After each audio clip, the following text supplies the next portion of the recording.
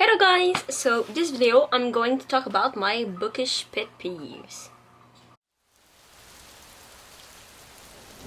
The first one is, I think everyone in the book community has this kind of pet peeves, and it's stickers on books. And most importantly is the unremovable stickers on books. Like on my copy of Six of Crows, I have this, like on Netflix or whatever, stickers, and it bugs me so much. And I did have some with some stickers on it, and I just use some glue gun and whoop, they disappear, and we can remove them. But some leave some residue on it, and the glue gun makes them greasier a little bit. I don't like stickers. I don't think anyone should put stickers on the cover of a book. That's a no-no. The next pet peeves is movie cover books. Like, I don't care. Like, my copy of You is the Netflix TV series of You, and I have the main character and the main girl on my cover. I probably put that there.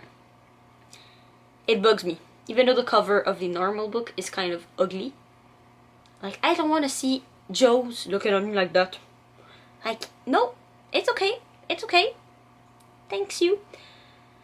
And the new cover of Shadow and Born, it's a little bit like less infuriating, but it's a cover and it's ugly.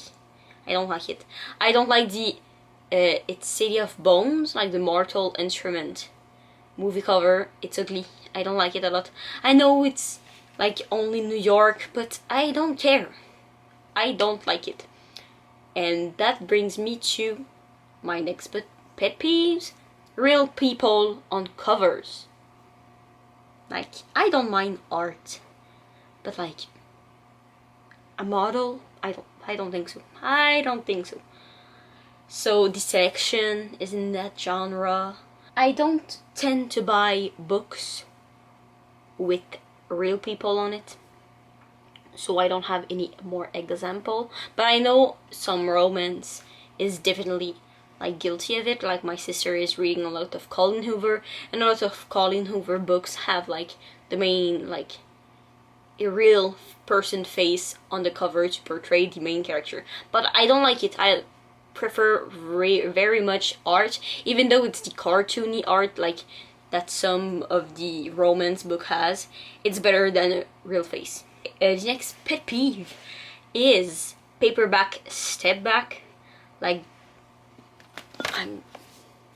these things. Like, why would you not do a full cover? Like, I don't need that. Like, put it, I don't want the blue. No. And oh my god, I don't like it. I hate it, in fact. It's one of the reasons I tend to buy hardbacks, because paperbacks, or almost all of my paperbacks, I have like these tiny little step backs and half cover. I don't like them. The next is, I'm still better about the paperback step back. Anyway, the next pet peeve is books that have different heights that are in a series. I like when they are all straight and everything and not mismatch. Mostly when they are in a series. If on my shelf, some are taller and some are like smaller, I don't care, since they're not in a series. But if they are, I like when they are all straight and the same height. So yeah. The next pet peeve is not having a synopsis on the back, like only having like quotes on the back cover. Like, some people have praises and everything. I don't know. Yeah, just like this one, Poison Heart. This is the All Crate exclusive. And look at that. This is not a synopsis. This is only, like, praises from the book. And I don't like it. I really don't like it. I know there is a synopsis, like, here. But I don't care for the praises. Put the praises here. I want to know what the book is about when I flip it. It's not that hard. Sweet. This bugs me a lot. The next one is a book without a fandom online. Like, without fan art or without fan fiction. Which, I'm a big fan fiction reader. And when I finish my book, I tend to go online. And if I have a fictional boy that I'm freaking in love with, I tend to go see if there is fan art and if there is fan fiction about this boy. And when there's none, I'm sad. I don't like that at all. Like, one of my favorite series doesn't have a fandom, so I'm only talking, like, to my close friend about it, and I'm like, stop it, we don't care. We have not read it, so we don't even know what you're talking about. So I like when there's fandom and we can fangirl, like, together. So yeah. The next pet peeve is the pregnancy trope. It makes me wanna gag. I don't like it. Yeah. It's disgusting. Maybe that's why maybe it's because I don't want to be a mother, but I don't like my pregnancy trope. Like, when there is a main character who is badass, and when she's pregnant, like, the author, like, makes her not badass anymore, and she's like, so a damsel in distress when she's, like, pregnant. But she was a great character in the first place. But no, she became a mom, so she has to be a little bitch who cannot defend herself. I don't like the pregnancy trope. The next one is when the main character doesn't end up with your fave. Like, if it's a romance book or like a fantasy romance and there is a love triangle and the main character goes with the guy that nobody cares about and not with the one who you like, it's dumb. I don't like it.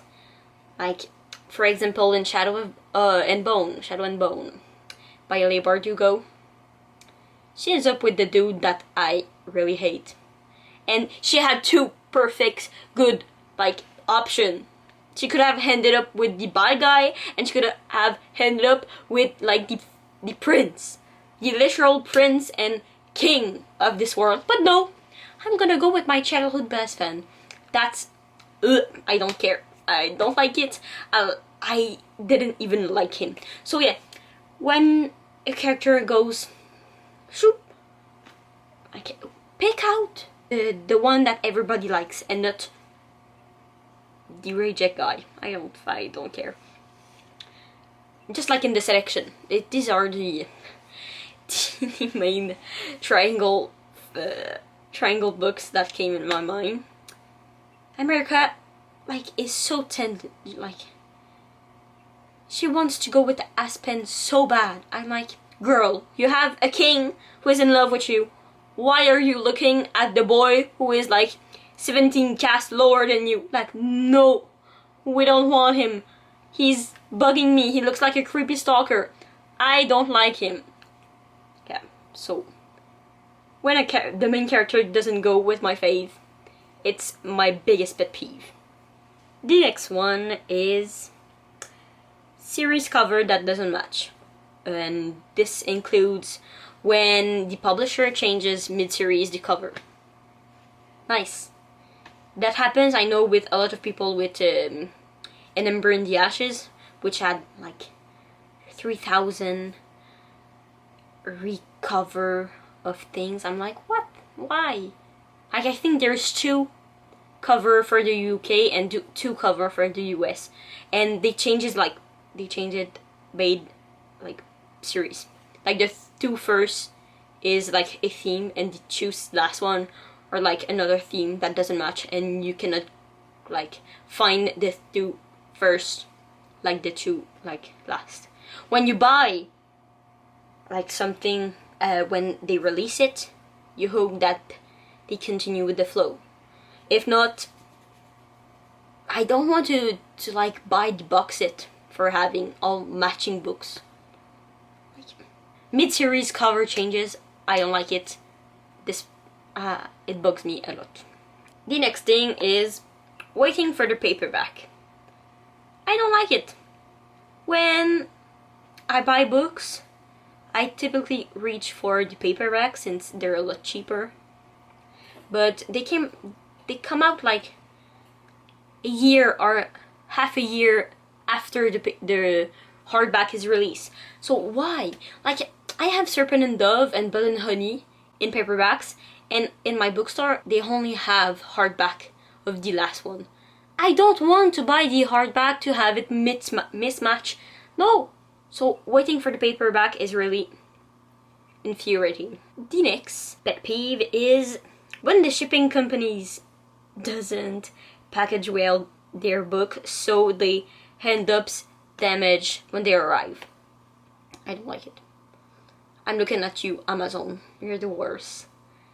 And Waterstone is kind of like better, but I bought a book, and it was I bought two books, and one was a hardcover and was a paperback, and the hardcover was really like bigger than the other, so they put the same one. They put the two in the same box, and the paperback ended up damaged. Like the cover was like folded in half. I was like, super, it's a Waterstone exclusive. That's nice. So it's like sitting there and getting pushed by some heavier books to keep it like straight. So I don't like it. And one of my friends for Christmas actually shipped out a books for me, and like it's as a gift, and she she received it with like stain on the pages. She was like, what?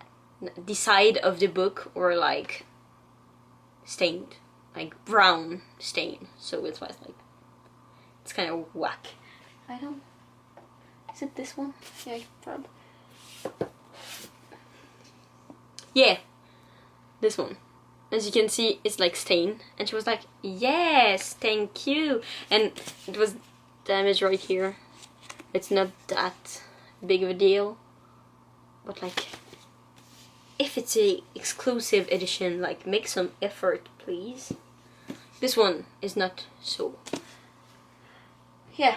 The last pet peeve is buying a book without knowing it's a series. Like, it's the second one in the series. I tend to do that since there's no number on the spine. So how can I know? How can I know it's the second one in the second like trilogy?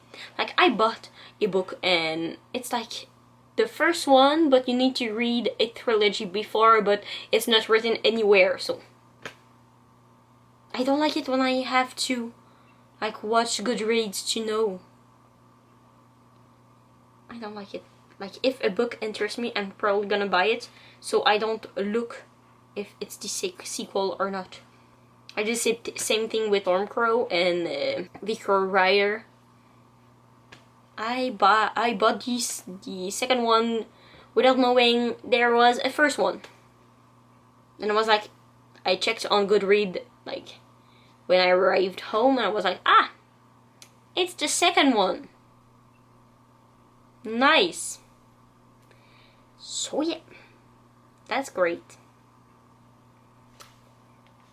And this was all for this video. Hope you liked it. If you did, you can comment what is one of your biggest pet peeve, like bookish related, and You can like the video and subscribe if you want to see more of my face. So, goodbye!